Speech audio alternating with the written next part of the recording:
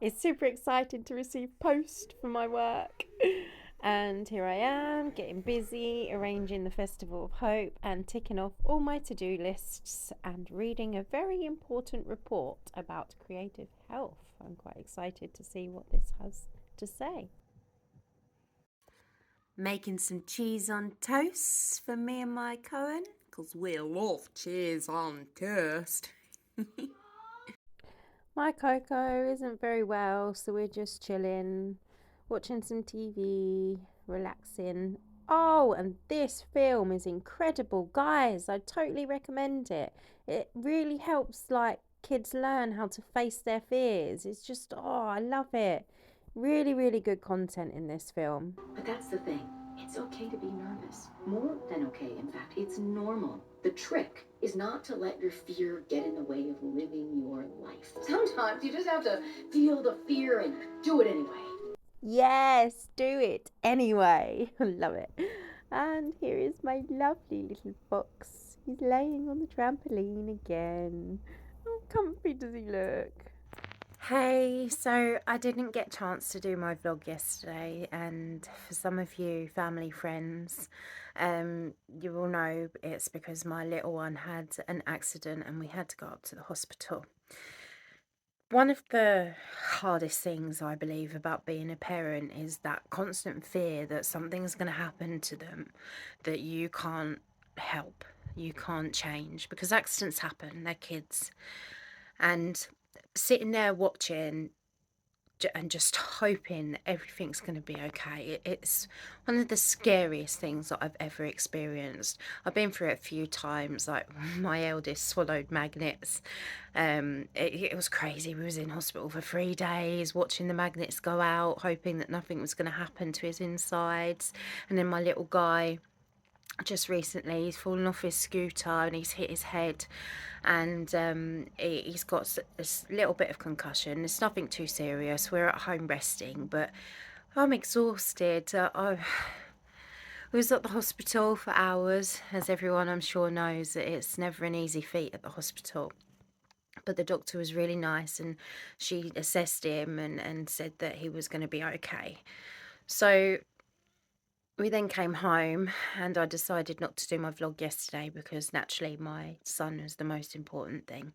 He's just having a nap now, so I thought I would jump on and try and do my exercise for today. So it is going to be day 8 instead of day 9, because I missed day 8. And I'll do day 9 tomorrow. But guys, if you're a parent, just hang in there.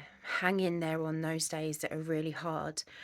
I know it's tiring. I know it's exhausting. And I know it's scary. It really is scary, especially when situations like this happen. But just have hope. Stay strong. Keep pushing through.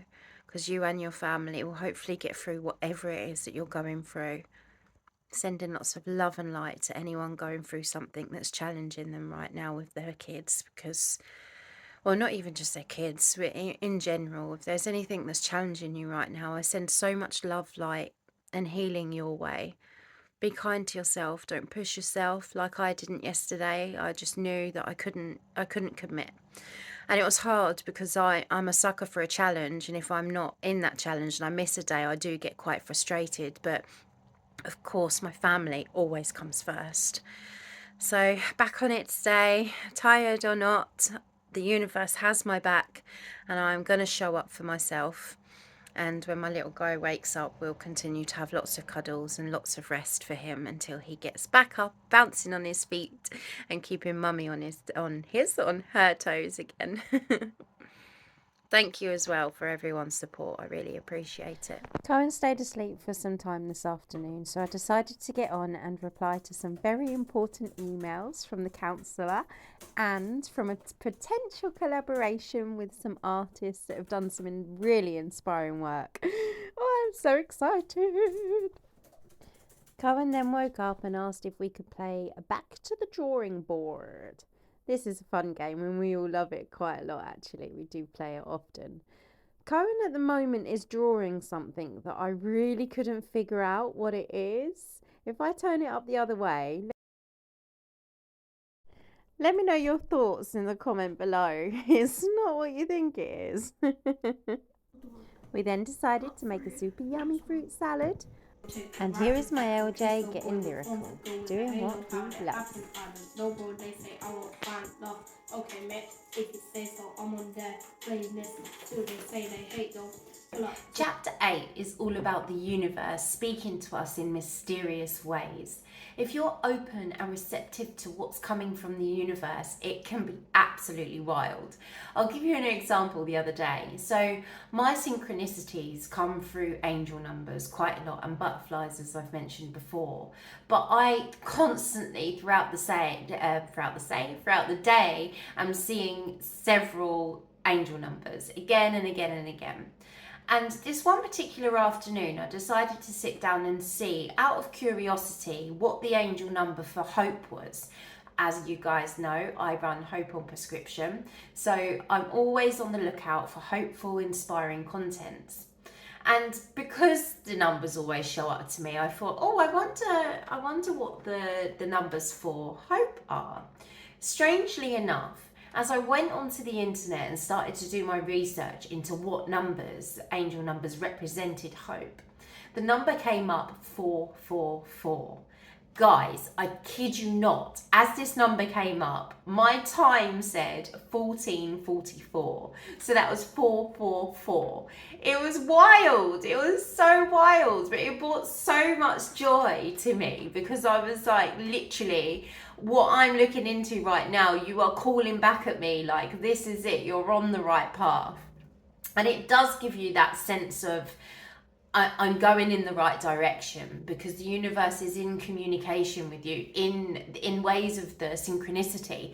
Or for another example that Gabby shares in chapter 8 is that, have you ever thought about someone and then randomly that person will see you in the street or drop you a text or give you a phone call? It's just crazy how these things happen. Now, me and my friend Tasha say quite a lot, how many coincidences until it's infinitely possible not to be a coincidence? Is the universe talking to us? Absolutely. I totally believe it. If you let down your guard and you stop your fears from blocking you, the universe will communicate with you. And this could be in so many different ways, so many different styles. For me, as I say, it's my numbers and butterflies. But for you, it could be something totally different. And guys, if you're watching this and you would like to share, please do comment below. What synchronicities are you experiencing with the universe? Whilst reading chapter 8, Gabby begins by saying about setting your intentions. It's quite a regular thing throughout this book. It's so important to get clear on what you intend to do in your life. And then, thank you, bring in the gratitude. But there's a slight tip to bringing in the gratitude. It's not being grateful for the things that have happened already.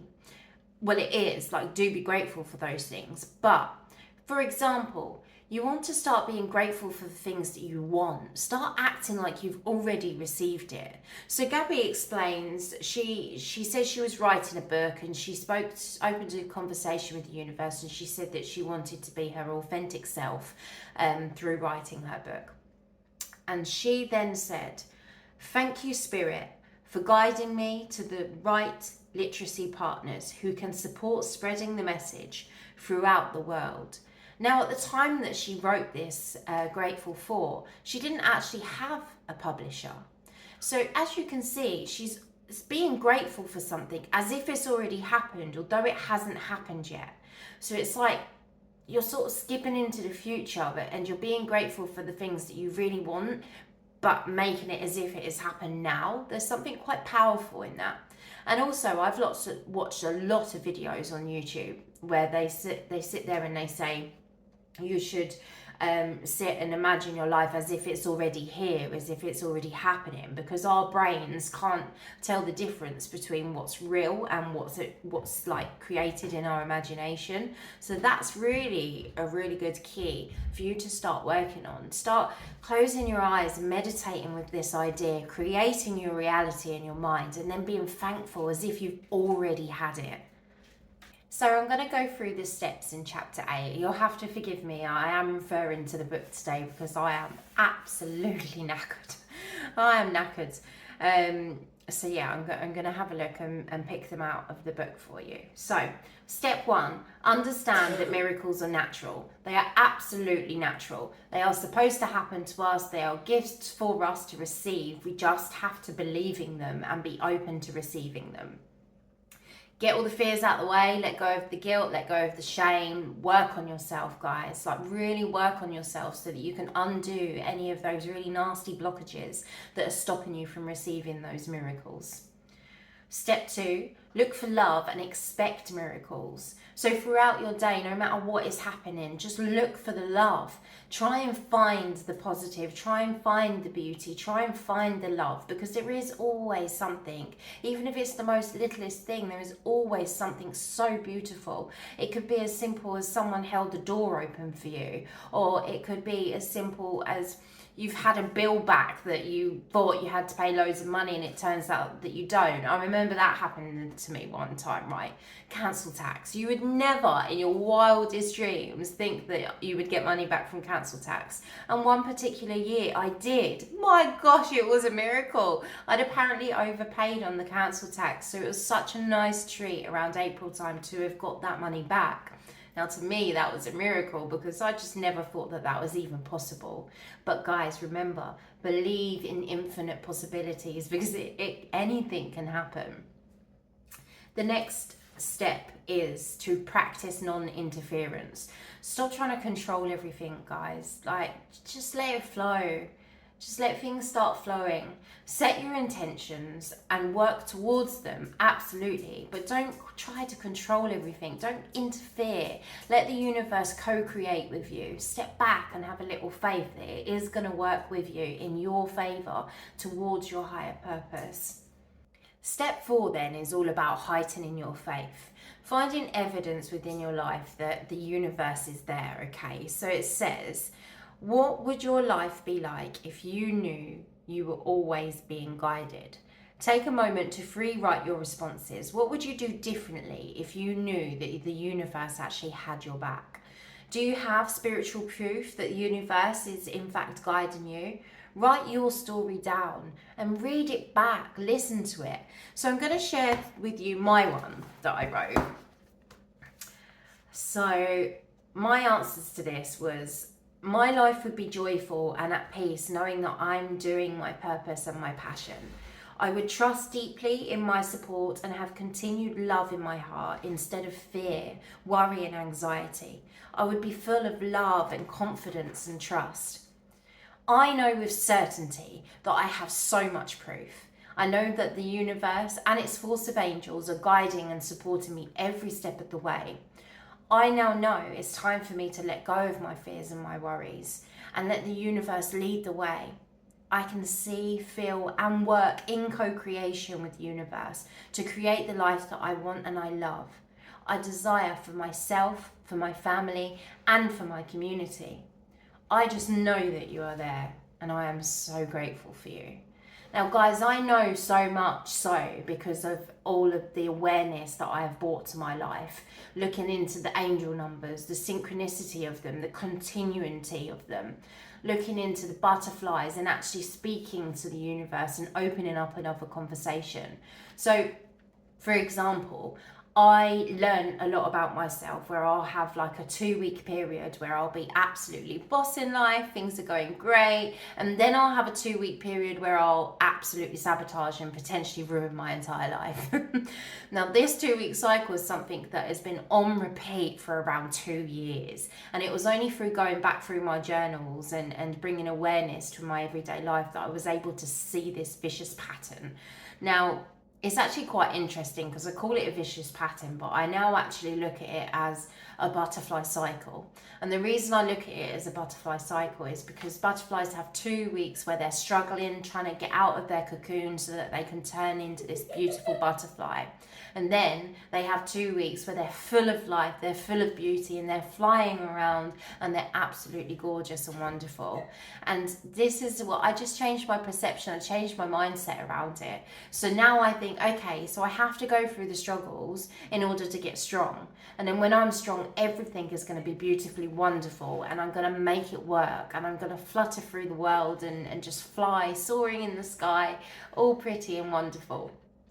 Now that I'm okay with that now, but it's bringing my awareness and my attention to that. Now for me, that is my faith statement. Guys, what's your faith statement? You got to sit down and really, really work at it. And again, like, I totally recommend you getting this book, The Universe Has Your Back, because it's going to get you to really ask yourself these deeper questions and go through it. Guys, there is no right or wrong. So whatever it is that your faith statement might be, then that's personal to you. So mine's going to be very different from the next person, and that's okay. That's because it's our own faith. And if you don't feel like you have faith right now, just work on it, start aligning yourself. You can use lots of meditations that can help you connect with the universe. Ask the universe, please show me a sign, help me. Ask for something specific. Again, bringing you back to the example that I had when I asked specifically for white butterflies, and I got them. I got them.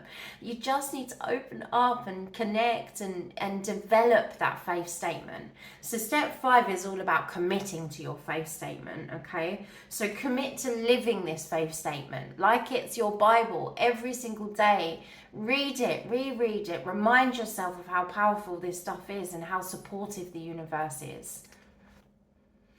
All of these practices within this book are designed to help you strengthen that faith in the universe. They are absolute gold. They are in a particular order, but that doesn't mean to say that they have to be. Chapter 8 does go better if you do it before chapter 9, because sometimes the tools that you've done previously are going to help strengthen what happens on later in the book. So I do like to follow it all the way through. But as I say, like, you might start to find that one practice is particularly more important to you, and you want to just use that practice again and again. So the meditation that I spoke about before, where I kept forgetting what the words were, I do that one regularly. It doesn't matter whether it's in order or not. I just do it regularly, because the more I do it, the more I'm going to be able to remember it without having to refer back to my book. And this is it. It's like, this at the minute is my guide. It's going to be what I carry around everywhere with me at the minute, because I really want to learn and apply all the principles and exercises that are in this book. And I totally recommend you guys to do the same. Do you know what? Even if you read the book, that is the step in the right direction. Honestly, don't put so much pressure on yourself. Don't think that, oh my gosh, I have to start all of this, I have to do everything in the book. Because at first I was like, how am I going to actually do all of these exercises? Well, I'm doing them, and I'm going to keep doing them. So I have actually decided I'm going to devote the rest of this year to this book. So normally I like to choose a book a month. But because I want to learn these practices and develop my connection with the universe and my faith in the universe more, I'm just going to use this book all the way till the end of the year. Keep doing these exercises, keep exploring, because sometimes things will change. There might be days where a new fear will prop up, and well, that means I'm going to turn to one of the chapters that gets me to work on that fear, gets me to sit with that fear. There might also be another moment where I've achieved one of the visions that I wanted to achieve. So now I have a new vision or a new development that I want to sit and visualize and co-create with the universe. And that's okay. These practices are here and designed to help support you in that journey, and restore your faith and absolutely restore hope, especially if you feel like you're in despair. This is a really good book to help you get out of it. So, as you can see, I am very knackered.